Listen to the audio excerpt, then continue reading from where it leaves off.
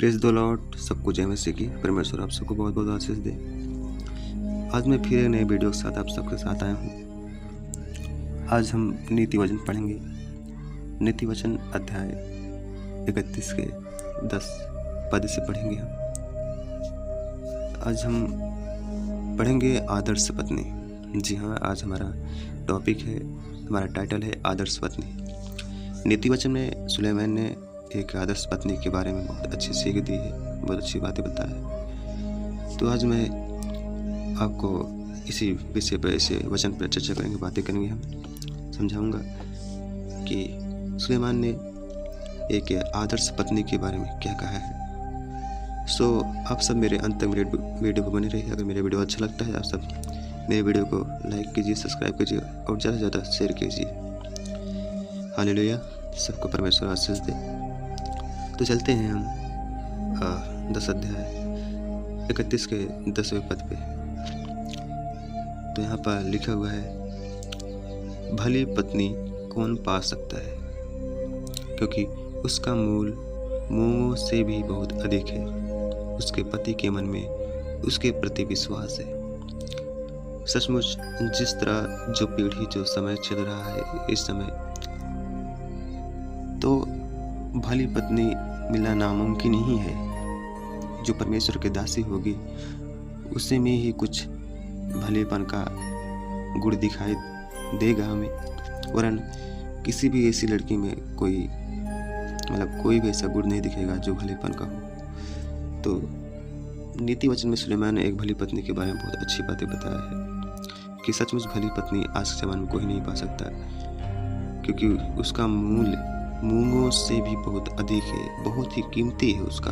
और उसके पति के मन में उसके प्रति बहुत विश्वास होना चाहिए, तब वो ऐसी भली पत्नी पा सकता है। जी हाँ, जब हम एस्तेर की पुस्तक पढ़ते हैं तो उस समय की स्त्रियों को जब शादी के लिए उनको पसंद किया जाता था, तो उन्हें 6 महीना, साल भर शुद्ध किया जाता था, तब जाके उनसे शादी की जाती थी। हल्दी, तेल, चंदन, इत्र, तरह तरह के चीज़ों से उन्हें सिद्ध किया जाता था, तब जाके उनसे शादी की जाती थी। तब उन्हें एक भली पत्नी समझा जाता। लेकिन आज के ज़माने में तो हम बात ही ना करें तो ही अच्छा है। सब लोग जानते हैं कि आज का ज़माना कैसा है, आज के दिनों में लड़कियां कैसी हैं, तो हमें वो शायद बताने की ज़रूरत है नहीं इस मॉडलिंग के ज़माने में। तो आगे हम देखते हैं, और उसे लाभ की घटी नहीं होती। जी हाँ, परमेश्वर उसे सब कुछ देता है, हर एक चीज़ से, हर एक वस्तु से तृप्त करता रहता है। वह अपने जीवन के सारे दिनों में उससे बुरा नहीं वरन भला ही व्यवहार करती है। जी हाँ, वह अपने जीवन के सारे दिनों में अपने पति से भला ही व्यवहार करती है, क्योंकि वो भली स्त्री है तो भला ही करेगी। और आगे लिखा है, वह ऊन और सन ढूंढ कर अपने हाथों से प्रसन्नता के साथ काम करती है। जी हाँ, एक भली पत्नी वो सोचती है कि मेरा गृहस्थी, हमारा घराना अच्छा रहे, और अपने पति के लिए ऊन के स्वेटर बुनती है। वह व्यापार के जहाज़ों के सामान अपनी भोजन वस्तु दूर से मंगवाती है। सचमुच कि मेरे घर में क्या है क्या नहीं है, हर एक चीज़ की देखभाल करती है। वो समय समय पे चीज़ों को ख़त्म होने से पहले ही मंगा के रख लेती है।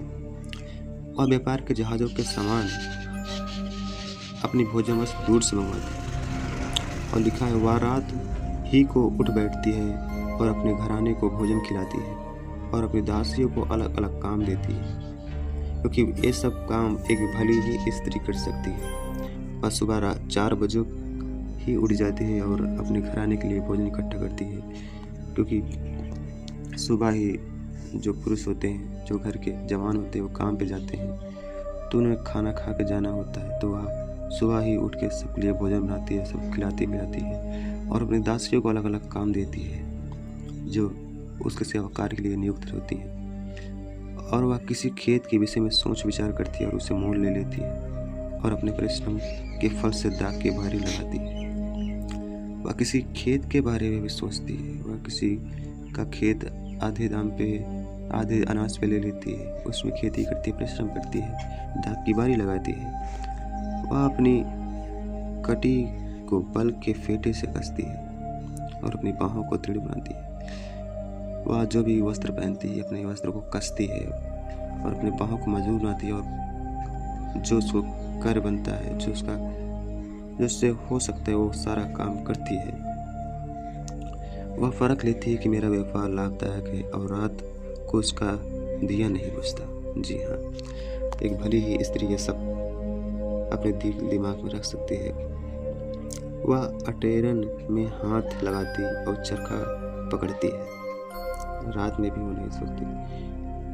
वह दिन के लिए मुट्ठी खोलती और दरिद्र को संभालने के लिए हाथ बढ़ाती। जी हाँ, एक भली ही स्त्री जो भूखे गरीब हैं, जिनके पास खाने के लिए नहीं कुछ है, कुछ पहनने के लिए नहीं है, तो उन्हें वह अपने अनाजों से देती है, अपने पैसों में से देती है, अपने धन संपत्ति में से देती है उनको, ताकि वो भी खाए पिए तृप्त हो जाएं। हमें भी ऐसा ही करना चाहिए। और वह अपने घराने के लिए हिम से नहीं डरती। जी हाँ,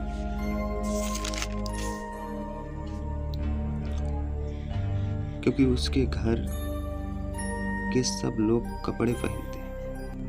वह तकिए बना लेती है, उसके वस्त्र सूक्ष्म सन और बैजनी रंग के होते हैं। जब उसका पति सभा में देश के पुरानियों के संग बैठता है तब उसका सम्मान होता है। जी हाँ, एक पति का सम्मान उसकी पत्नी के ही द्वारा होता है, क्योंकि जिसकी पत्नी व्यभिचारिणी निकल जाती है तो उसका बुराइयाँ ही होती है उसके पति की।